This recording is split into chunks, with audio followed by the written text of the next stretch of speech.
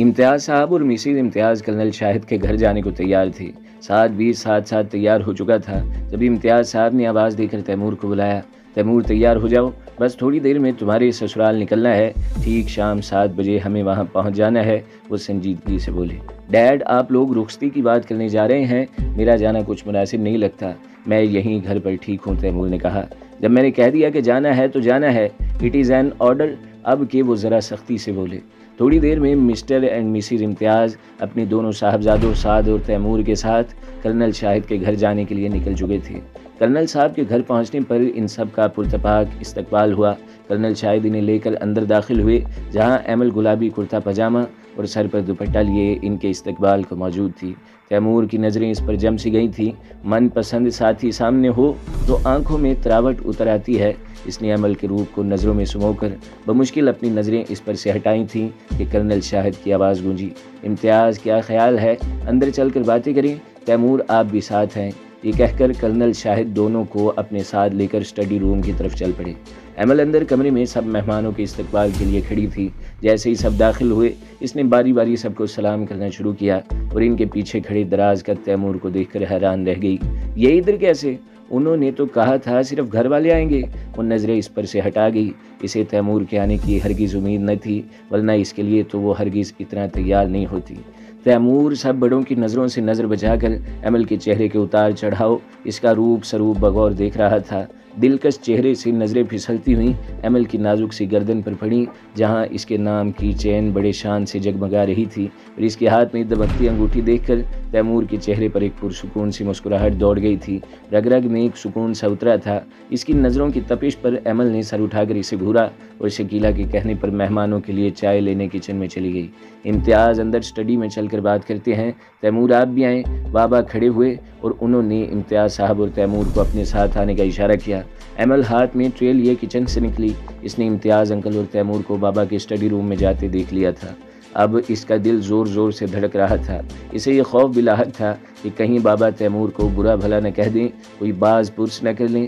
مانا وہ تیمور پر بہت زیادہ خفا تھی، لیکن جو بھی تھا، مگر پتہ نہیں کیوں وہ نہیں چاہتی تھی کہ کوئی بھی تیمور کو کچھ کہے۔ اپنی جذبات پر اسے خود بھی بہت حیرانگی تھی۔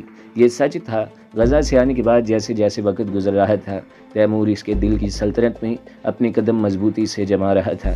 وہ اس کی خود کتنی بھی برائی کر لے، لڑ لے، مگر کسی دوسرے شخص سے اس کی برائی سننا برداشت نہیں کر سکتی تھی، اور اب اسے ڈر تھا کہ کہیں بابا تیمور کو کچھ کہہ نہ دیں۔ لیکن اب تیر کمان سے نکل چکا تھا، اور وہ بابا سے کہہ چکی تھی کہ اسے وقت چاہیے اور وہ اپنی ٹریننگ مکمل کرنا چاہتی ہے۔ ابھی وہ پرسوچ نظروں سے اس سمت دیکھ رہی تھی جہاں کرنل شاہد ان لوگوں کو لے کر گئے تھے کہ لیونگ روم سے نکلتا ہوا سعد اسے بت بنا دیکھ کر کھنکھارا، بابی واپس آ جائیں، وہ جا چکے ہیں۔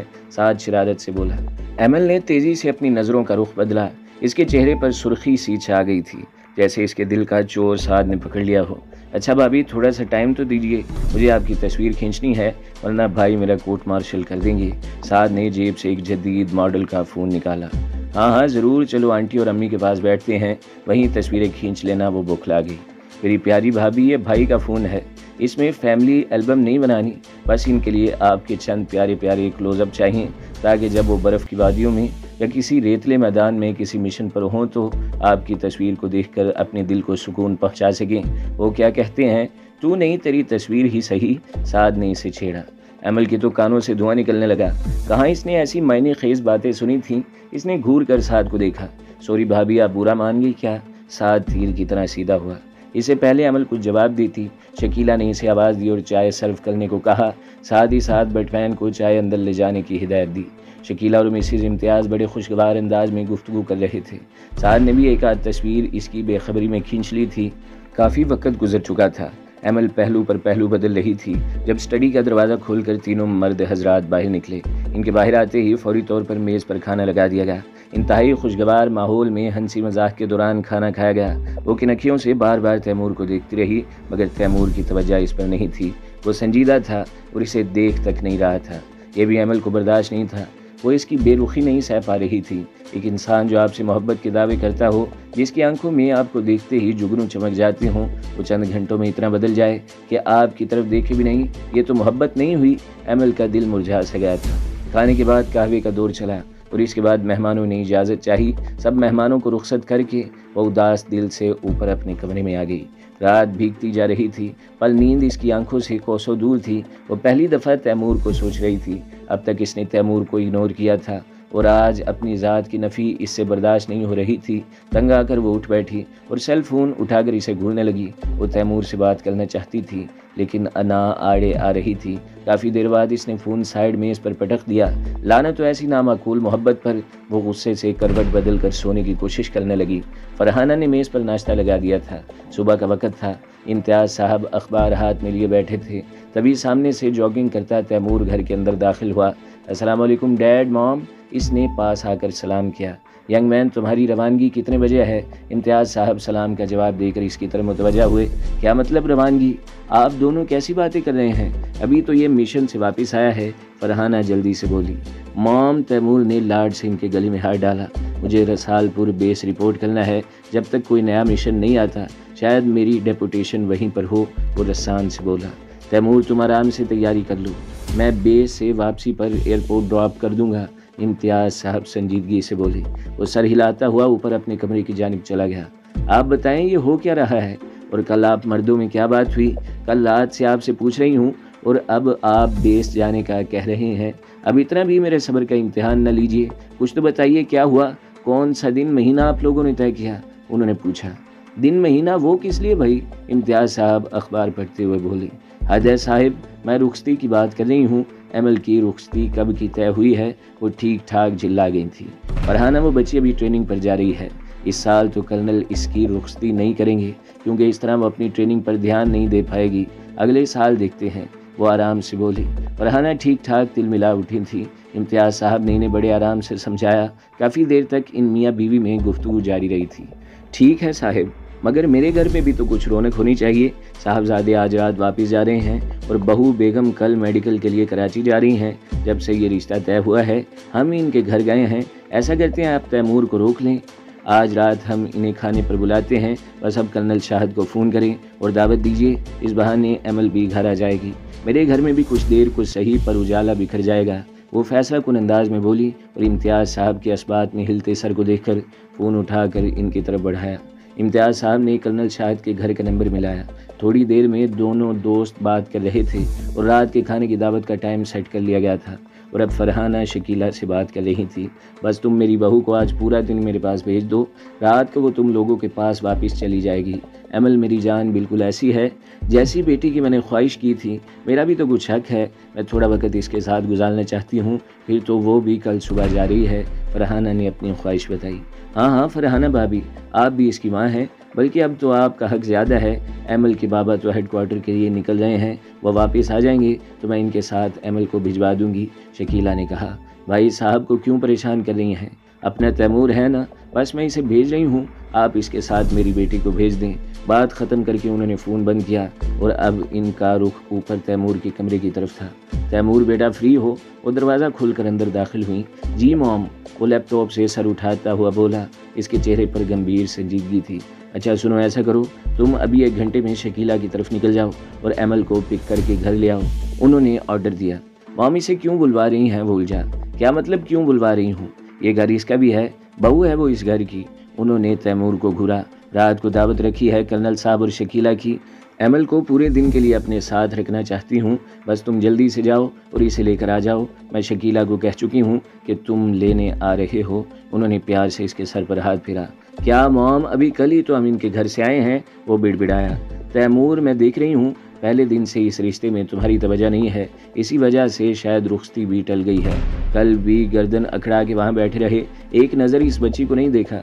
कोई बात इस मासूम ने नहीं की, तुम्हारी इन हरकतों की वजह से इतनी अच्छी लड़की तुम्हारे हाथ से निकल जाएगी। वो गुस्से से बोली। या अल्लाह, मॉम को समझाना मुश्किल ही नहीं, नामुमकिन है। वो सर ऊपर उठाकर बिड़बिड़ाया। अच्छा नाराज़ मत हूँ, जाता हूँ आपकी बहू को लेने, इसने इनके गाल चूम कर कहा। खुश रहो बेटा, बस जल्दी से मेरी बहू को ले आओ। वो इसका सर थपथपाती बाहर निकल गई। मॉम के बाहर जाते ही तैमूर दोबारा लैपटॉप की तरफ मुतवज्जा हुआ जहाँ ईमेल खुली हुई थी। रोक सकते हो तो रोक कर दिखाओ, मैं अपने भाई साम का बदला जल्द लेने आ रहा हूँ। कह दो इस कर्नल से कि 7 पर्दों में अपनी बेटी को छुपा कर रखे, फिर भी मैं इसको ढूंढ लूँगा। اسرائیل لے جا کر اس کی بوٹی بوٹی کتوں کو کھلواؤں گا۔ تیمور نے لب بھینچتے ہوئے کمپیوٹر بند کیا۔ وہ تیار ہو کر نیچے اترا تو امتیاز صاحب جا چکے تھے۔ اس نے پورچ میں کھڑی اپنی گاڑی نکالی اور اب اس کا رخ کرنل شاہد کے گھر کی طرف تھا۔ ایمل ناشتہ کرتے ہوئے شکیلہ کا لیکچر سن کر پک چکی تھی۔ شکیلہ اسے تیمور کے ساتھ اس کے گھر بھیجنا چاہ رہی تھی پر وہ جھجک رہی تھی۔ وہ نہیں چاہتی تھی کہ تیمور کی عقابی نظروں میں اس کے جذبات عیاں ہو جائیں۔ دیکھ رہے ہیں کرنل صاحب، اپنی لاڈلی کے کارنامے، لاڈو سسرال جانے سے انکار کر رہی ہے۔ اتنے پیار سے فرحانہ نے اسے بلایا ہے، وہ معصوم بچہ اس کو لینے نکل چکا ہے اور صاحبزادی کے مزاج نہیں ملتے۔ وہ ایمل کے انکار پر تب کر بولی، اس قدر اکھڑ مزاج، بد مزاج اور کھڑوس انسان میری ماں کو معصوم لگ رہا ہے۔ وہ بڑبڑائی۔ شکیلہ بھی اس کی ماں تھی۔ ایمل کی بڑبڑاہٹ ان کی سماعت سے محروم نہیں رہی تھی۔ کرنل صاحب، آپ کی بیٹی لاتوں کی بھوت ہے۔ کہہ دوں اس جنتی کو کہ آ کر ایک رکھ کے لگائے اور لے جائے اس بلند فشار خون کو۔ شکیلہ بھنا کر بولی، امی آپ اس کھڑوس کو معصوم جنتی بول رہی ہیں؟ ایمل صدمے سے بولی، بیوی جس کی تم جیسی بیوی ہو، اس کو تو دنیا میں ہی جنت کی بشارت مل جاتی ہے، شکیلہ نے کہا اور مزید سر درد سے بچنے کے لیے کمرے سے ہی واک آؤٹ کر گئی۔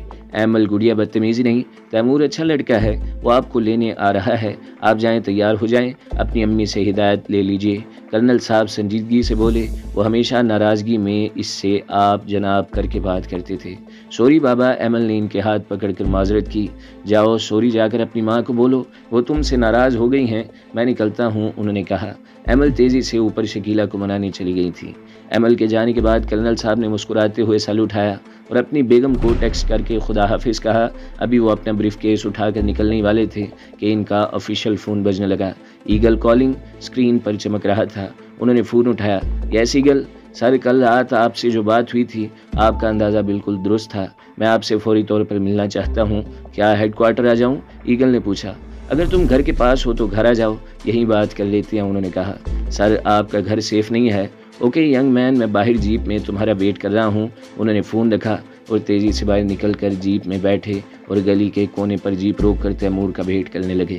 تیمور تیز رفتاری کے سارے ریکارڈ توڑتا ہوا کرنل کے گھر کی طرف جا رہا تھا۔ قریب پہنچ کر اسے کرنل جیپ میں انتظار کرتے نظر آ گئے تھے۔ اس نے اپنی گاڑی ان کی گاڑی کے پاس پارک کی۔ سلام دعا کے بعد وہ ڈائریکٹ موضوع پر آیا۔ سر، کل رات ہم لوگوں نے آپ کو ملنے والی دھمکیوں پر ایمل کی سیفٹی کو ڈسکس کیا تھا اور وہ ساری بات دشمن تک پہنچ چکی ہے۔ ہم اس کا مطلب اتنی سیکیورٹی کے باوجود انہوں نے گھر میں بگز لگائے ہوئے ہیں، وہ پرسوچ انداز میں بولے۔ جی سر، جیسا کہ کل ہم نے فیصلہ کیا تھا کہ ایمل سب سے زیادہ محفوظ اکیڈمی میں رہے گی، لیکن ان لوگوں کا بھروسہ نہیں، یہ کہیں پر بھی حملہ کر سکتے ہیں اور ہو سکتا ہے کہ اسے اکیڈمی تک پہنچنے ہی نہیں دیا جائے۔ ایگل سنجیدگی سے انہیں ای میل کی تفصیل بتاتے ہوئے بولا، میں کل اسے کراچی لے کر جا رہا ہوں، میڈیکل کے بعد اسے چند دنوں وہیں ساتھ رکھوں گا کسی سیف ہاؤس میں، اور پھر اکیڈمی چھوڑ کر ہی واپس آؤں گا۔ کرنل صاحب نے اپنا ارادہ بتایا۔ سر، وہ میری عزت ہے اور میں اپنی عزت کی حفاظت کرنا اچھی طرح جانتا ہوں، اس کی طرف اٹھنے والی ہر آنکھ کو پھوڑ کے رکھ دوں گا۔ آپ کا اس کے ساتھ جانا مناسب نہیں ہے، ہو سکتا ہے وہ لوگ آپ کو ٹریک کر رہے ہوں، میں ایمل کو اپنے ساتھ لے جانے کی اجازت چاہتا ہوں، وہ مضبوط لہجے میں بولا۔ کرنل شاہد نے توصیفی نگاہوں سے ایگل کو دیکھا۔ انہیں اپنے انتخاب پر ناز ہوا۔ ٹھیک ہے بیٹا، تم ابھی ایمل کو لے کر اپنے گھر چلے جاؤ، میں امتیاز سے بات کرتا ہوں اور وہیں آ کر رات کو فائنل پلان کر لیتے ہیں۔ کرنل شاید اپنی جیپ سٹارٹ کر کے آگے نکل گیا اور تیمور اپنی گاڑی میں بیٹھ کر ایمل کے گھر کی طرف چلا گیا۔ چوکیدار نے تیمور کو دیکھتے ہی سیلوٹ مارا اور انٹرکام پر شکیلہ کو اطلاع دے کر دروازہ کھول دیا۔ تیمور اندر بڑھا تو رہدری میں ہی شکیلہ نے آگے بڑھ کر اس کے ماتھے پر پیار کیا۔ ان کے ساتھ ہی منہ پھلائے چھوٹا سا ہینڈ بیگ ہاتھ میں لیے ایمل کھڑی تھی۔ اس نے ایک گہری نظر اپنی ناراض بیوی پر ڈالی اور آنٹی سے اجازت لے کر ایمل کا ہاتھ پکڑ کر گاڑی کی طرف بڑھا۔ کیا بدتمیزی ہے، ہاتھ چھوڑیے، امی دیکھ رہی ہیں، وہ منمناتے ہوئے بولی۔ آنٹی کی اجازت سے لے کر جا رہا ہوں، اس نے جواب دیا اور گاڑی کا دروازہ کھول کر ایمل کو بٹھایا، پھر شکیلہ کو ہاتھ ہلاتا ہوا کار ریورس کر کے روڈ پر لے آیا۔ تیمور بڑی احتیاط سے چاروں جانب دیکھتا ہوا گاڑی چلا رہا تھا۔ ایمل کا ہاتھ اس نے ابھی تک نہیں چھوڑا تھا۔ گیئر پر وہ ایمل کے ہاتھ کو پکڑ کر اس پر اپنا ہاتھ رکھے ہوئے تھا۔ کافی دیر تک وہ اپنا ہاتھ چھڑانے کی کوشش کرتی رہی، پھر تھک ہار کر منہ پھلا کر بیٹھ گئی۔ اتنا منہ کیوں پھلایا ہوا ہے؟ پہلی بار اپنے سسرال جا رہی ہو، ایسے منہ سے جاؤ گی کیا؟ تیمور نے اس کے بچوں کی طرح پھولے ہوئے چہرے کو دیکھ کر اسے چھیڑا۔ آپ؟ ایمل نے دانت پیستے ہوئے اسے دیکھا۔ ویسے اگر تم میرا نام نہیں لینا چاہتی تو سنیے بھی کہہ سکتی ہو، میں مائنڈ نہیں کروں گا، تیمور نے گیئر بدلتے ہوئے اسے چھیڑا۔ آپ تو بس مجھ سے بات مت کیجیے، وہ روٹھے لہجے میں بولی۔ اوکے بیگم نہیں بولتا، لیکن اپنا موڈ تو درست کرو، پہلی بار اپنے شوہر کے ساتھ سفر کر رہی ہو، ذرا مسکراہٹ لاؤ، کوئی اچھی سی بات کرو، یہ کیا خلافتوں کی طرح منہ پھلا کر بیٹھی ہوئی ہو؟ تیمور نے اسے ٹوکا۔ بیگم، ایمل کو تو جیسے آگ لگ گئی تھی، کتنا برا لگا تھا اسے یہ لفظ۔ یس بیگم تیمور، وہ خوش دلی سے بولا، آپ نے مجھے بیگم کہا، میں آپ کو کہاں سے بیگم لگتی ہوں؟ خدا کا خوف کریں، جہاں سے ملے ہیں الٹے سیدھے نام دیتے رہے ہیں، آپ کو کبھی بھی میرے لیے کچھ اچھے الفاظ نہیں مل سکتے؟ پہلے مائی کا لقب دیا، کبھی ماسی کہتے ہیں، کبھی خالہ فتو کہتے ہیں، اور کبھی بیگم، کبھی زوجہ، حد ہو گئی۔ اور مائنڈ یو، میں کوئی پہلی بار آپ کے ساتھ سفر نہیں کر رہی۔ وہ تب کر بولی، اگر تمہیں بیگم نہیں پسند تو پھر سویٹ ہارٹ کیسا رہے گا؟ وہ شرارت سے اس کے گلابی چہرے کو اپنی انگشت شہادت سے چھوتا ہوا بولا، آپ ایک انتہائی چھچورے ایجنٹ ہے۔ ایمل کے تو سر پر لگی تھی، یعنی مقابل کو اس کی خفگی کی کوئی پرواہ ہی نہیں تھی۔ سویٹ ہارٹ، ہم فوجی تپتی ریگستانی مٹی میں، برف کی بلند خونی پہاڑیوں میں اپنی جان ہتھیلی پر لیے روکھی سوکھی کھا کر اپنے ملک و قوم کی حفاظت کرتے ہیں۔ بس تھوڑا ہی وقت ہمیں اپنی فیملی کے ساتھ گزارنے کو ملتا ہے، اور ہم اسے یہ سوچ کر گزارتے ہیں کہ اگلا موقع پتہ نہیں ہمیں نصیب ہوگا بھی کہ نہیں۔ اس میں چھچورے پن کی کیا بات ہے؟ کیا فوجی کا دل نہیں ہوتا؟ کیا فوجی کے ارمان نہیں کہ وہ بھی زندگی کے حسن کو، رعنائیوں کو، زندگی کی خوبصورتی کو محسوس کر سکے؟ تم میری بیوی ہو، اب کیا تم سے بھی اپنے دل کی بات نہیں کہوں گا؟ وہ ایک دم سنجیدہ ہو گیا۔ میں آپ کی بیوی نہیں ہوں، ابھی رخصتی نہیں ہوئی ہے، اس لیے مجھ سے فری مت ہوں۔ وہ اس کے ہاتھ اپنے چہرے سے جھٹکتے ہوئے بولی۔ او، تیمور نے بڑی توجہ سے اسے دیکھا، تو تمہیں اس بات کا غم ہے کہ رخصتی نہیں ہوئی؟ بیگم سویٹ ہارٹ، زوجہ محترمہ، بس تم حکم تو کرو، میں تمہیں یہیں سے اپنے بیڈ روم میں لے جاتا ہوں۔ وہ آگے کی سمت جھکتا اس کی آنکھوں میں جھانک کر بولا۔ تیمور کی بات سن کر ایمل کا چہرہ سرخ پڑ گیا تھا، ایسا لگ رہا تھا جیسے اس کے جسم کا سارا خون نچوڑ کر اس کے چہرے پر آ گیا ہو۔ تیمور نے گہری نظر سے اس کے رنگ بدلتے دلکش چہرے کو دیکھا۔ اوکے اوکے، سیز فائر، اپنا موڈ ٹھیک کرو، گھر میں موم تمہارا بے صبری سے انتظار کر رہی ہیں۔ تیمور نے اس کا ہاتھ چھوڑا اور انہماک سے ڈرائیونگ کرنے لگا۔ وہ بیک ویو مرر میں اپنے پیچھے آتی سیاہ مرسیڈیز کو نوٹ کر چکا تھا۔